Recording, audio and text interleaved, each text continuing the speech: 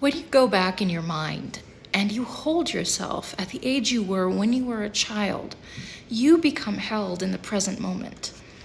I'm Xandra the Explorer. As an explorer of shadows and a shifter of fucked up paradigms, I delve into the depths where very few others dare to go, dare to tread. And I illuminate the unseen, and I demand authentic transformation.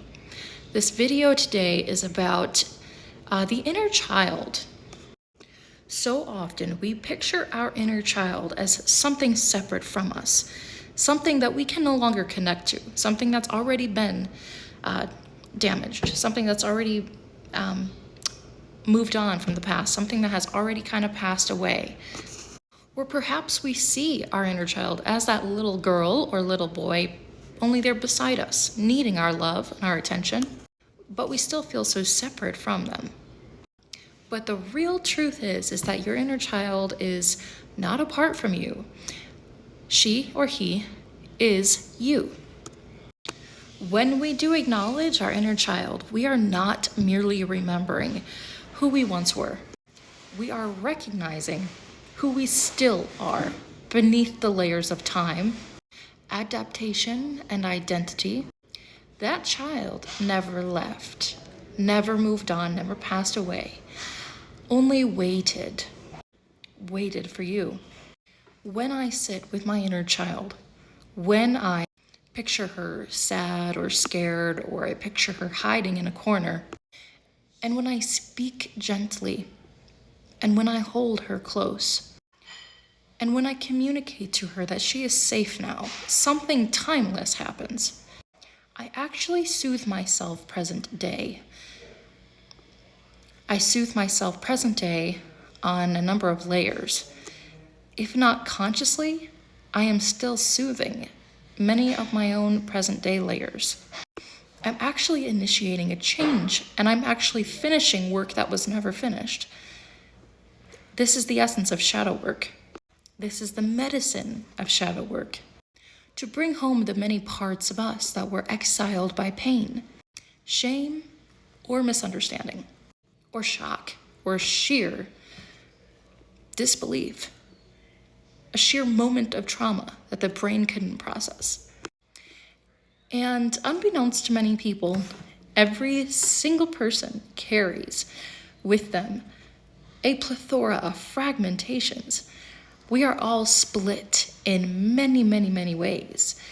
There isn't a single person who doesn't have multiple upon multiple splits in self. When you say to these tender parts within yourself things that offer acknowledgement, things that welcome a path back home, such as this, you were never wrong for feeling. You were never too much. And you were always worthy of love. The healing becomes so real when we start treating our inner child, when we stop treating our inner child like a memory, and we start to treat our inner child like a living presence, present day. Because when I love her, I become love. When I'm the one who makes space for her, I become whole. A little more whole than I was a moment before. This is really not a metaphor by any means. This is an actual reunion. For those of you who have been doing shadow work for a little bit of time now, let me just send out a reminder, maybe a little suggestion as far as what to do from time to time. Practice when you feel lost. Sit beside her or sit behind him. When you feel afraid, hold your hand. When you doubt yourself, see yourself through your eyes. Loving your inner child is not a performance. Loving your child is a return to yourself. If any of this feels funny to you or uncomfortable or even laughable, may I suggest the truth being that you have a lot of inner work to do. You're in avoidance of your own pain. You're in avoidance of your own fragmented parts of the self. At the very least, please go ahead and humor me and be brave and explore.